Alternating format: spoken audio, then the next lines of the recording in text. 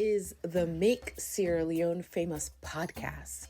If you're looking to explore Sierra Leone and understand its culture and its people, you've come to the right place. On every show, you'll meet Sierra Leonean creatives and entrepreneurs overcoming challenges and beating the odds.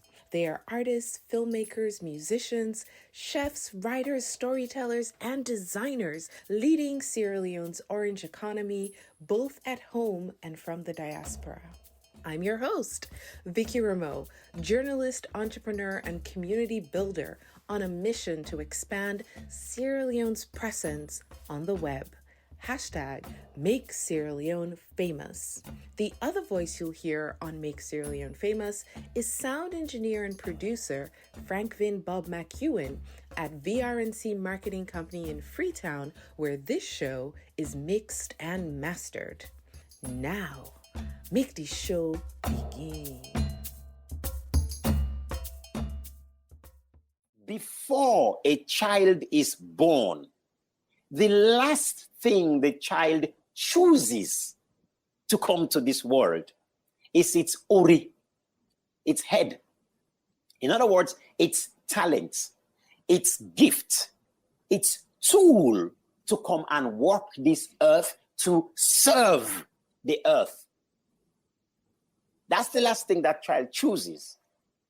So every one of us, when we are born with specific tools that we call talents, that we call gifts, that we call whatever. And you're born to come and nurture that tool, to improve, work on that tool. It is your gift to serve us. So when you check what our people would do when a child is born, they call the babalao, or they call the merisiman, or the imam, or whoever, is to discover that child's name and that child's gift.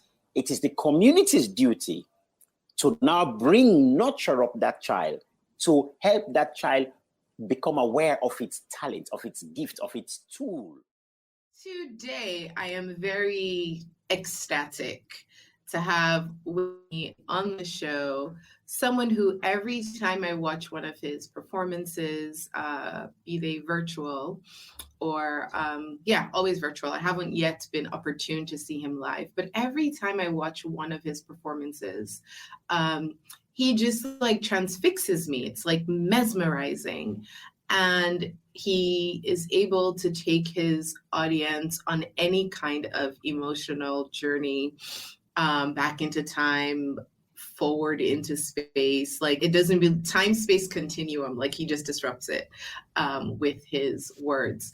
Actually, I did get to see him perform once in I think it was Lonshar. We went to Lonshar. I think it was Lonshar. I have to check, or Mile 91, somewhere there. I do remember that I was once so fortunate to be able to witness a live performance, and anyone who's ever seen him, I know that they share my sentiments. Today, I am talking to Usifu Jalloh, aka the Cowfoot Prince, aka Mr. This Is Why I Love Sierra Leone.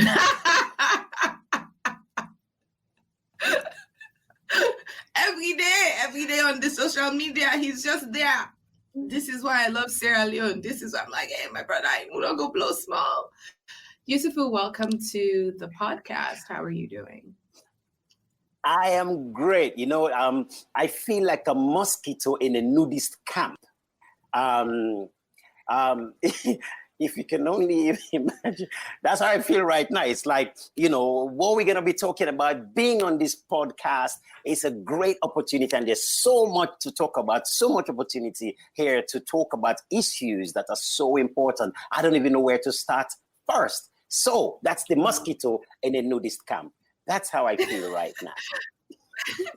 So one of the things that I've always wanted to ask you is, and this is because you appear so at home with yourself, not just at home with yourself, but at home with your community, and then at home with your ancestors. And I've always been really curious how you were able to make that journey to that place. Because while it should be something that comes natural to all of us, it isn't. It is locked. How were you able to unlock that part of your identity to be able to give us this manifestation of yourself that we know as the Cowfoot print? Wow, what an incredible question to ask, Vickie. I'll always start with, in Creole, we say, know yourself, know to cause, na good advice. In the Bible, it makes it quite clear to know yourself, to thine own self be true. To know yourself is an ultimate divine requirement. If there is a sin, it is the sin of not knowing yourself. And therefore knowing yourself and being at one with yourself, you would suddenly find that the whole world will revolve around you. The moment you're out of place of who you are, then you start chasing your tail, or if you like, people say you are lost. I would not necessarily say you are lost. You just become turning and turning in the widening gear. The falcon cannot hear the falconer. Things fall apart. That is what happens. So I'm going back to that kind of explanation because my initial experience as a Sierra Leonean young boy growing up was a process of actually denying myself. and that was the most crazy irony of living in Africa for myself, that I went to a school like Prince of Wales. Prince of Wales, you know now, white blazer, they call us Santen Ghost. and then St. Edward's Secondary School. And you know, these are schools where you prim and proper and you talk Latin, amo, amas, amat, amamus, amabam, amabatis, and you speak Latin, you know. And if you spoke Timini, Mende, Limba, Creole, hey, that wahala is not funny for you. The prefect writes your name down and the teacher comes to punish you. So I went through, like many others, through a process of denying who you are. My family, my dad loved it when I spoke in English, you know, and I've got a tiger by the tail which pains me. You know, these kind of songs is what my dad would play. So the orientation from school to home has always been to deny myself and become more English. And when you go up country, they say, hey, Opoto don't come. Opoto, it don't land book, it don't come. Right, because it's a question of... So how did I get to this point? Being an was Opoto when I went to America. Okay. So no, I was just gonna say, you know, usually when we say Opoto in Sierra Leone, we mean like a white person, right? It comes from the phrase Portuguese. And so what's happened in our culture is that now it's not a question of color, right? It's a question of behavior, right? How you behave. If you behave like a white person, you've become a white person. So someone like you, when you go home, you're not Opoto because you've taken on the identity, right? Of a white person. It happens to me too. When I go up country, you know, they go Opoto, and like the first couple of times I'm like, what? I'm like black like you. What are you talking about? And it took like a thought to like say, oh, right, I'm Opoto because I'm dressed like an Opoto, I sound like an Opoto, and they know I've come from Opoto land. So I might as well be an Opoto to them. So yeah, so tell me about the transformation that happened, or the catalyst for your transformation when you went to the US. Absolutely. So it's when I went to the US that the penny started dropping. Now, when I went to the US, the late Dele Charlie and Dennis Nelson What year was this that you went? 1987. It was June of 1987. I went to America. I went to Detroit. Ladies and gentlemen, if you're listening to this, I just want to say in 1987, I was 3 years old. Carry on.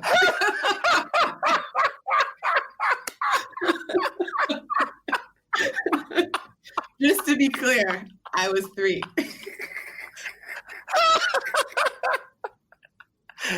Ladies and gentlemen, black don't crack. 1987, you're in Detroit, Michigan. What happens? Yes. I went there on an exchange program kind of thing, and I went there to do theater mainly.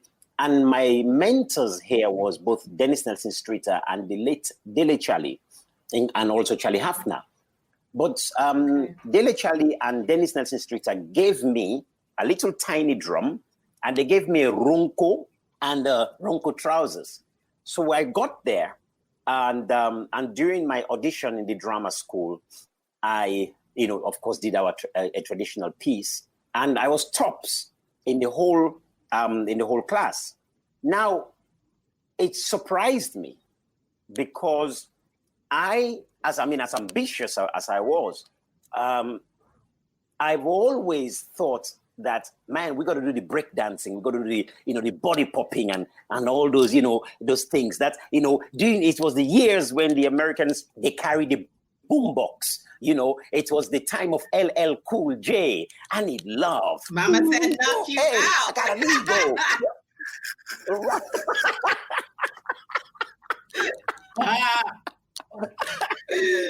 Love it. I'm telling you, it was the time of the Michael Jackson, Billie Jean, not my love. It was those kind of times. And so, I'm Shalimar.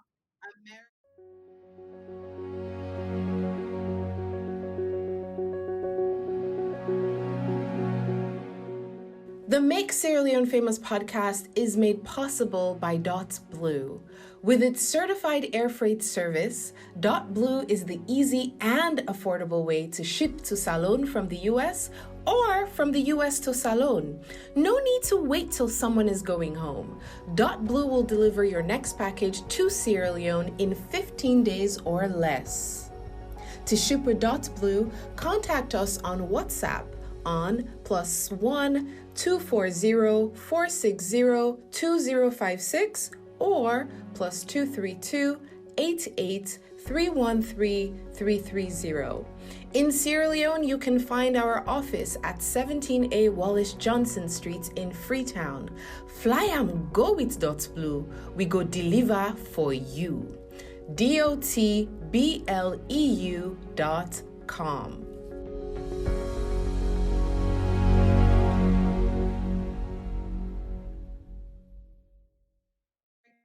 American pop culture basically was at an all-time high. And so what was cool and what was seen as, like, I guess, valid forms of artistic expression from a person of color, Black person, were ones that kind of, you thought that that's what you needed to project and that's what you needed to conform to. But I guess you was wrong. Precisely. Well, I was so wrong. I mean, Vickie, I got to America and they were looking at me like, what's your problem, man? And they wanted my ronco, they wanted my drum. And that's when I started thinking, you want my drum, what's up? And I was there with other students from Cameroon, from Ivory Coast, quite a few other different African countries. And then also there were some from the Caribbean. The students from the Caribbean were incredibly woke, if you like, and they wrote poems and stuff which was all about anti-racism and all this kind of stuff. So we would gather after school and we'll play drums, and I will hold my drums, I'll be playing my drum and we'll be singing just after school. And all these other American kids will come to watch us and listen to us. But on top of that, in drama school, every single subject, I was tops. And I'm not saying this just because out of ego. I'm saying it as a matter of fact.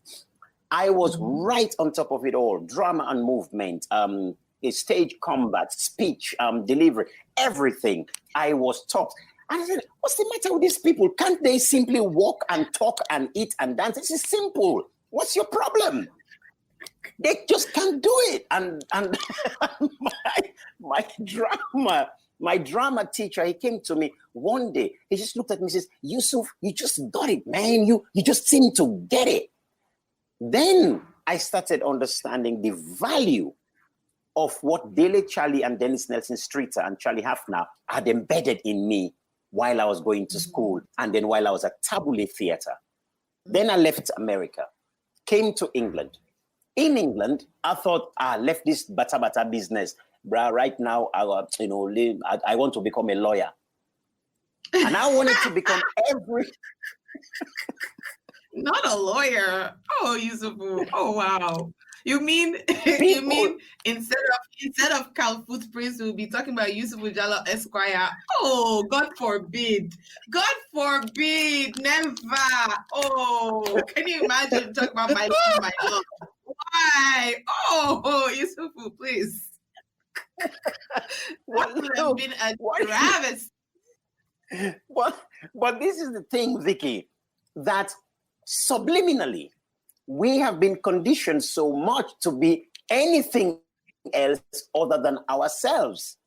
So it was that kind of process I was going through, where to beat Bata in Sierra Leone, and within the Sierra Leone context, it means you are for Alaki. You want to do drama, you've signed your adopt check, you'll be broke. If you sign up as an actor or a drama, you're going to be broke for the rest of your life. And then I've been to Prince of Wales and St. Edward's, for crying out loud. What are you talking about, dancing and drama and all that kind of stuff? Become an architect, a lawyer or something. I couldn't become a doctor because mathematics was a big problem for me. Or shall I say, maths had a problem with me. So that was one thing. But also, my dad did not want me to become a lawyer. My dad says because lawyers don't go to heaven because they lie too much. So my dad says, oh my God. Not no lawyers don't go to heaven. Wow. Well, that's what he said. So that knocked me off law. So now I'm left with, what do I do now? But I kept on with drama under the apprenticeship of a man called John Adewale. He had a theatre company called Zuria Theatre Company, which was operating in England. It was a theatre in education company. So I started working with him when I got to England. Now, and all by stroke of luck. And this is something which maybe as we carry on, it's something which we can discuss about the way I came to England and how all of that carried on. But when I worked with John Adewale, I started learning the skills of how to use theatre as a tool for education. And I apprenticed with him for about 6 years. And then from there, I set up my own company. Even at that, Vickie, I still wanted to be a plumber, do printing, everything else other than this that I am today, other than being myself. And it's all because the orientation that I had got was one that negated everything about the cultural values that I have in Sierra Leone, or that we have in Sierra Leone, that it is not something that will benefit you. After all, let me just look at Salia Kuruma. Where did he go? His legacy, where is it? Let us look at Ami Kalon, who's still alive today. Where is she? Let us look at Ebenezer Kalenda. Let us look at Chris Durin. We can go on and on and on. One Man Gang, Tiade, the National Dance Troupe, John Akar, who was so pivotal in the National Dance Troupe. Where is his office today? I'm so thankful I went and I took a picture of his office that he had before. Now it's all broken down. So taking a picture of John Akar's office, all this for me were amazing inspirations of what people had already put or sacrificed for us. But none of these things we can see and say this is, investments have been put into it. None of it from time.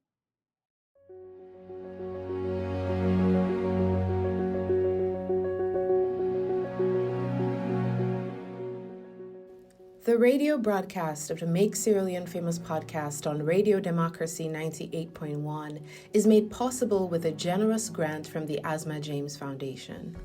The Asma James Foundation empowers women and girls with mentorship, scholarship, and life skills training. To make Sierra Leone better for girls and girls in Sierra Leone better, visit the Asma James Foundation at asma, that's ASMAA, james.com. And now, let's go back to the show.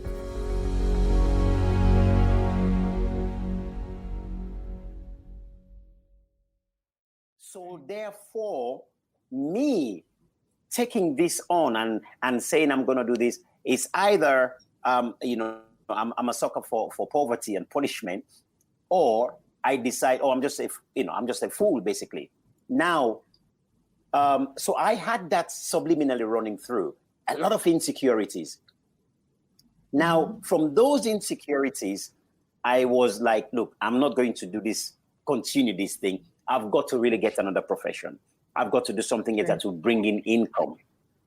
And that is a common challenge for many artists, of course. However, the moment somebody, I've got friends who started telling me, look, Yusuf, you're doing dancing, you're doing drumming, you're doing theater, all of these different things you're doing, but your calling is storytelling. I had a good friend called Kat. She's from Jamaica. And she kept pushing me. She says, you got to do storytelling. And because, of course, she's seen me do storytelling a few times. And eventually I thought, okay, I'll give it a go. But even that, when I decided I'm going to do storytelling, I remember going to a competition in Bristol. It's a Grand Slam storytelling competition. Just out of the heart, I'm going for this competition. I took off from London, went down to Bristol. I put my drum, and I saw the storytellers that were there. And I said, please, Lord, please do not get me to be the first one to perform. So they put this, lucky dip, whatever you pick up, and then you open your, if it's your name, then you're the first, second, third, whatever. There was 12 storytellers there competing for this Grand Slam award. Now, the reason why I was praying, say, God, let me not be the first, was that I knew if I was the first person to go and perform, none of them will come after me. None. Literally, they say you watch the place, pata pata finish, pata is over, pata game done.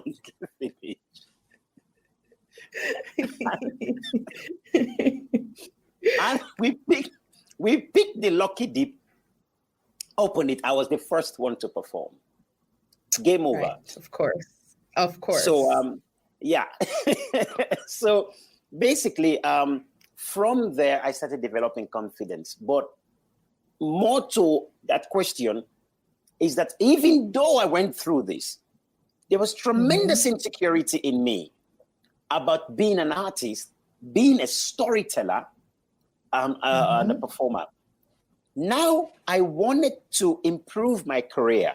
I wanted to go to the next level where I am not just standing and just telling stories to children. I now want to be able to stand in front of corporate organizations and tell them a story and use my stories to build their companies, use my stories to influence change.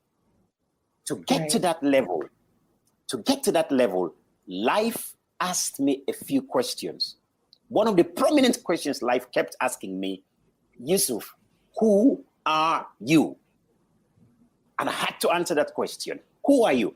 It took me 2-3 years of life whooping my backside, whooping me. Who are you?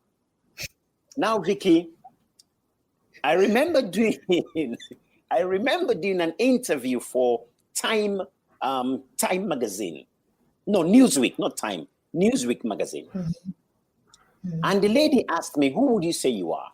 And I said to her, well, I see myself as an architect for social change and cultural awakening. Just carelessly like that. I just said it.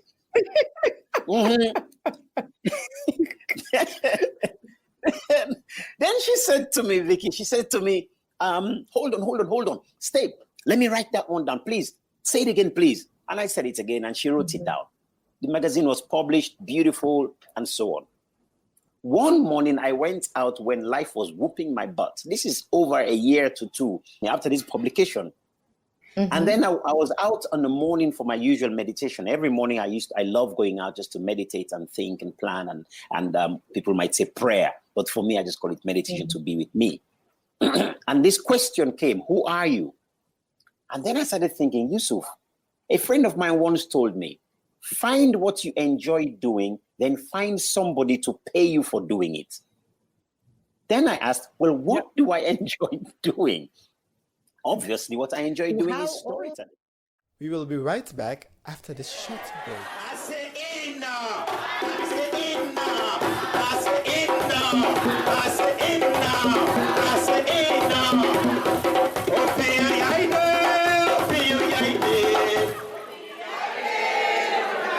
Whoa. We're gonna have a bit more rhythm than this, okay? The room is full of people of rhythm, okay? Of the melanin stuff, okay? Let's get it together.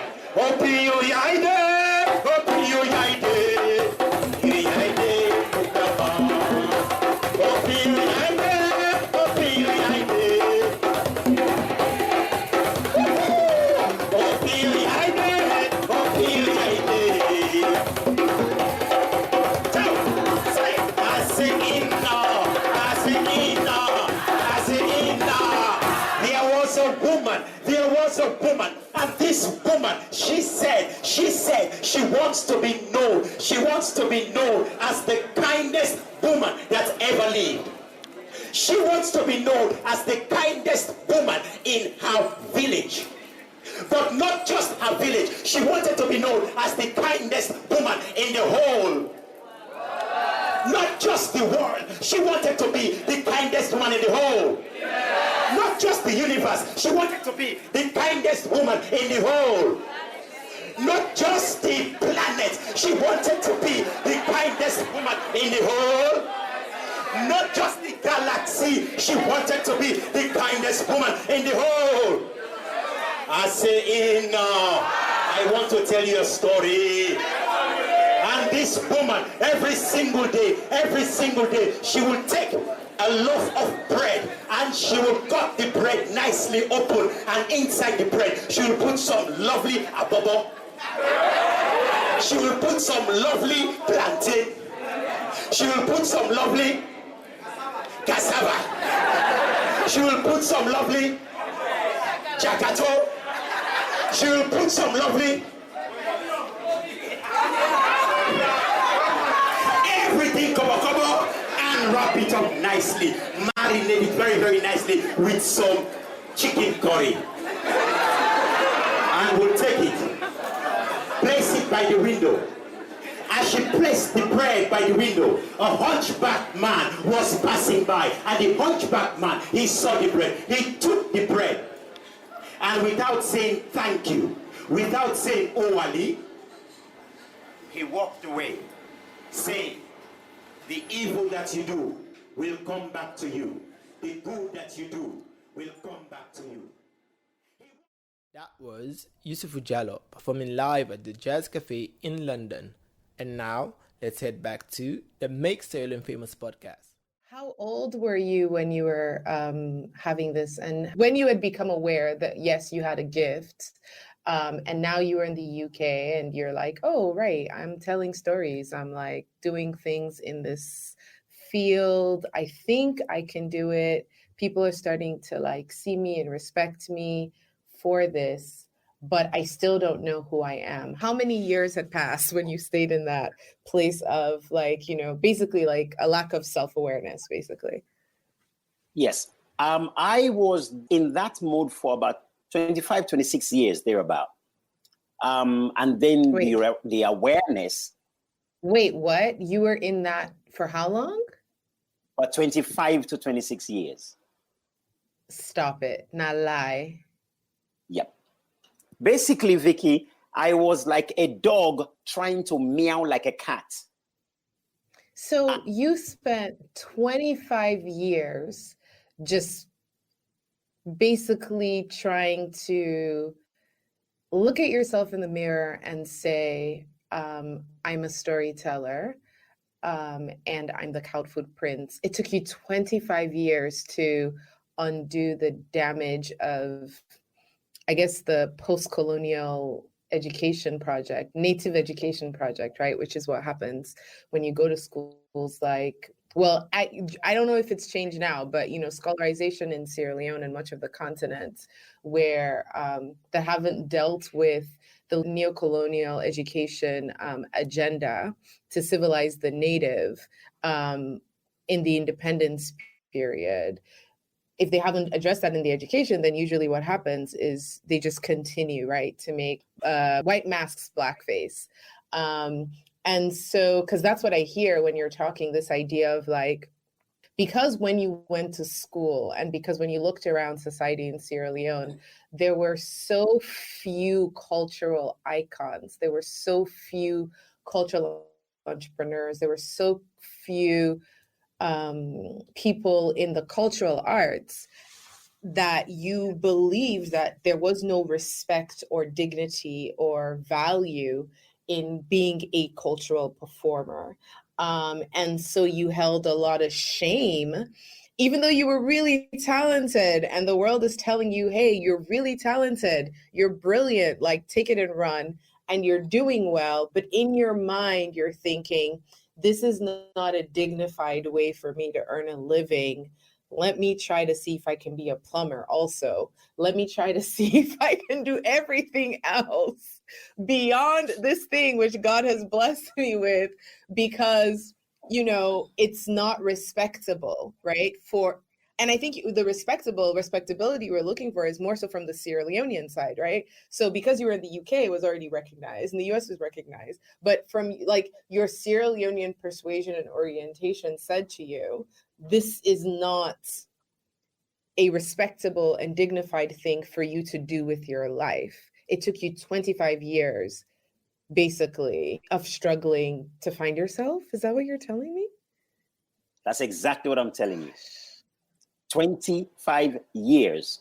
You know, so I keep talking about what's happening in the subliminal. There is so much damage, and I know that's a heavy word, but there's so much damage that has been done. And, you know, Vickie, that morning when I went out for a walk to meditate, and this question came up, and then I thought, oh, what is it? Then I remember the quote that I said for the Newsweek magazine. Mm-hmm. I am a storyteller. I'm an actor. I'm a motivator. I'm an architect for social change and cultural awakening. Boom! That's when the penny dropped.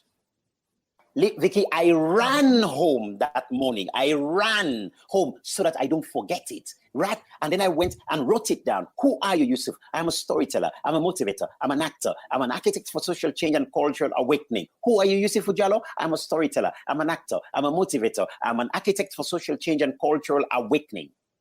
I wrote this down, and that, for me, defined me as here, as this physical person living here. From that day, I came to an awareness, but there is another level which is even more challenging. So I got this definition done. Then it took me another 2 years to get to the next stage. And that next stage, Vickie, is the stage of acceptance. Acceptance. Wow. So I agree, I'm a storyteller. I'm damn good at it. I love it. But do I accept it? Do I accept this is it? That, for me, was probably the most difficult 2 years. Because now I'm saying, once you accept this, Yusuf, that you are a storyteller, game, set, and match, you're not going to be turning around to say you're going to study this, study that. Shame on you. You've accepted this. This is it.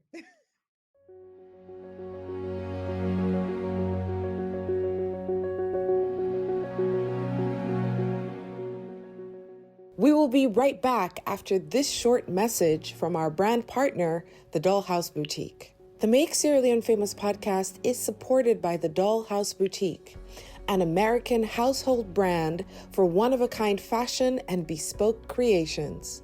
Find your next stylish look at shopdollhouseboutique.com.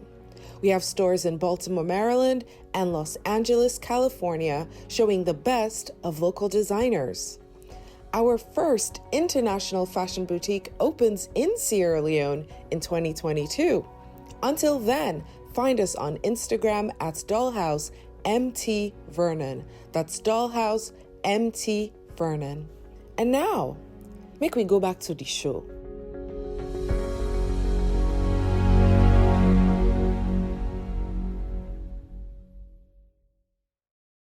Now, among the Yoruba people in Nigeria, the Yoruba say, before a child is born, the last thing the child chooses to come to this world is its ori, its head.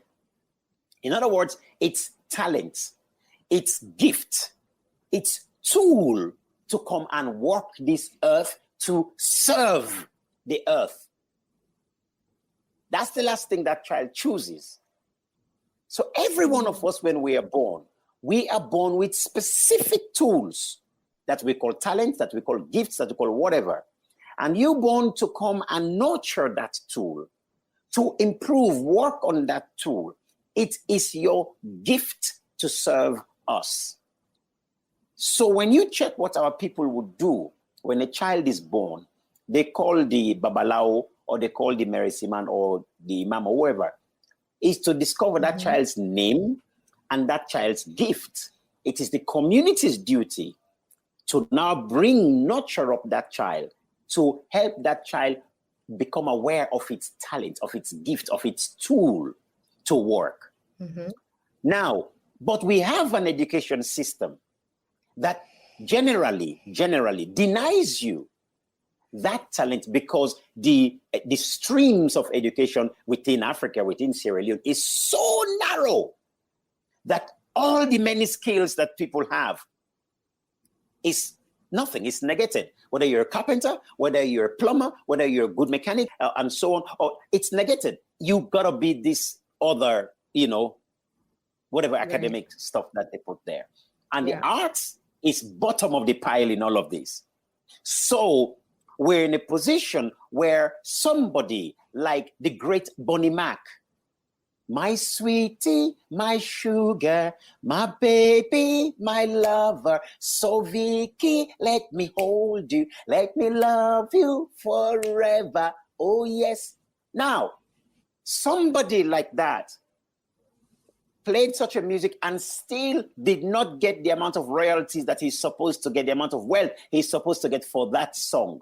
Why? Because we really do not understand the value of all of these wonderful tools that these people have. Super Combo, Sabano 75, Afro National, Big Fire, all these wonderful artists have gone by, and we barely have any kind of institution, any kind of academy that studies these people. Right. Because we're not accepting this.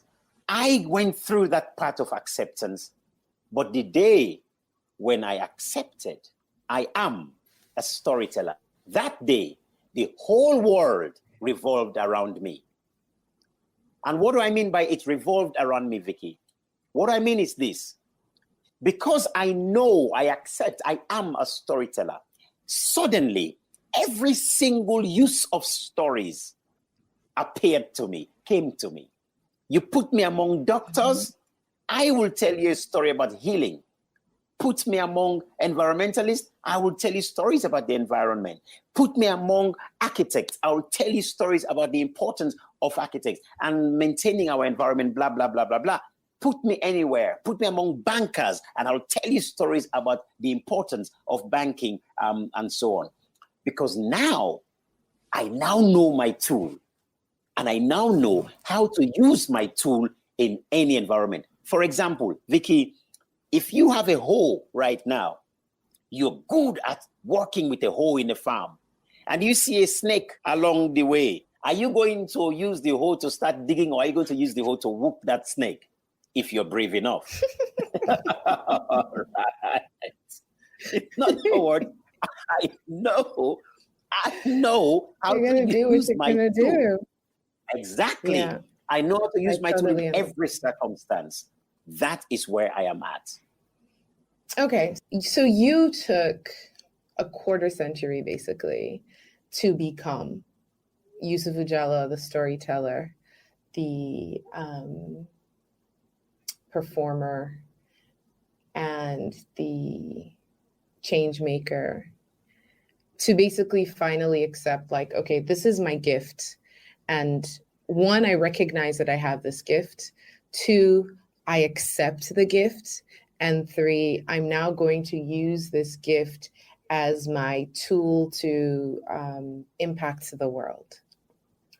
There are so many people in Sierra Leone, across the continent, who have had the same kind of educational formation that you had, where they did not get to see, even though they were growing up on the continent, they did not get to see a dignified cultural representation of themselves to allow them to be able to embrace that part of themselves, to be able to imagine a life where what they're doing is in the cultural arts. I know it's not for everybody, but generally our educational system isn't one that offers people that kind of mirror.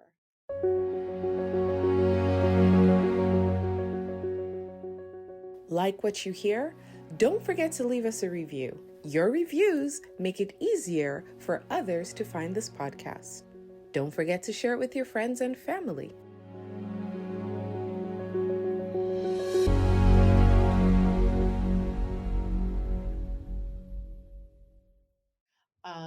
What would you say to younger people in Sierra Leone who are in their teens and their 20s, especially given the fact that, like, employment is so low, and so much of what people think they should be doing is to go use the education they've learned in these institutions where they've tried to make us these lawyers, or try to make lawyers and engineers and architects and these professions out of us.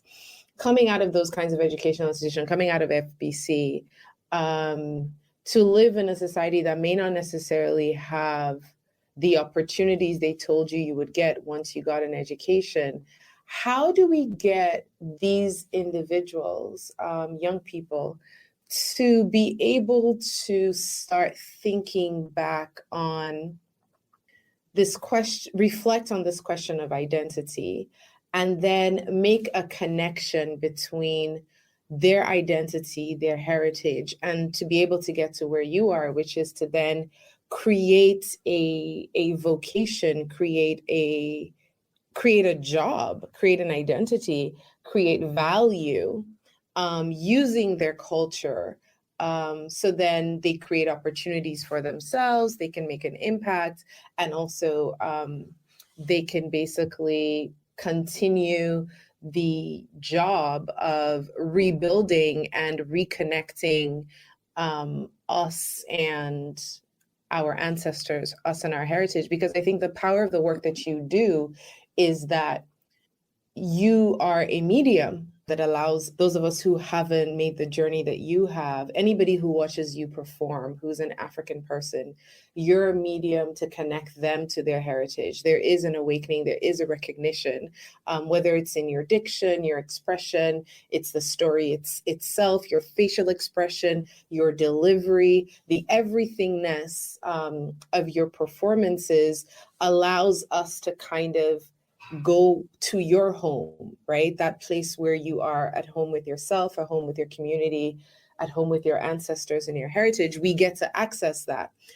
What can somebody who is looking to kind of increase their access in that way do to speed up the process have to wait 25 years to finally accept that, there is something here, there's value here, there's beauty here, there's dignity here. I can see myself as somebody in the cultural arts. What can they do as an individual, or what do we need to do as a community, or what are you doing personally to impact the kind of like cultural preservation and heritage landscape in Sierra Leone? I know that was a very long question, but my questions are long. No, it's a beautiful question. It's a really beautiful question. And I'm glad you mentioned three things there. What could maybe we do collectively as a nation? What do individuals do? And of course, you asked what myself personally is doing. Okay. Mm-hmm. I always say that in the context of Sierra Leone, I'm going to drop a bombshell here for you. I'm going to drop a really big bombshell. Sierra Leone has or had the worst deal in terms of the legacy of colonialism. Sierra Leone had the worst. And let me tell you where we pinpoint the starting of the worst. The starting of this worst legacy is in the institution or the building of the Furabe College University. That's where it started. The purpose of Furabe College was not to build a nation of Sierra Leone. It was to provide servants for the colonial administration. So they had to put something in place in order to get to retune our mindset to serve the colonial system, whether direct or indirect. That's all for this part of my conversation with Usifu Jalloh, the Cowfoot Prince.